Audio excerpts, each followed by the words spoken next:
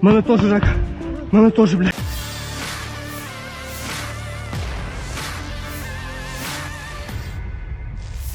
Inilah rekaman baku tembak DRG Ukraina versus pasukan Rusia.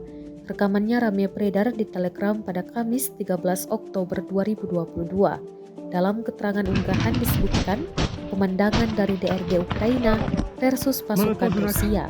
Baku serang diakhiri dengan angkatan bersenjata Ukraina yang disergap. Insiden tersebut terjadi di sekitar pemukiman warga. Sayangnya tidak dijelaskan lokasi pasti dan kapan rekaman tersebut diambil.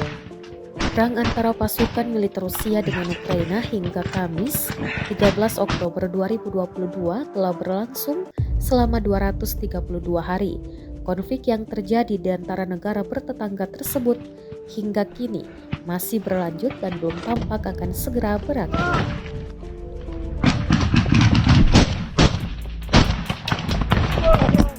Mana тоже рак. Mana тоже, блядь. Легкие.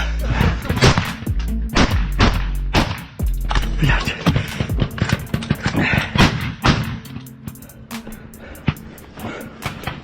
Terima kasih sudah nonton. Jangan lupa like, subscribe, dan share ya.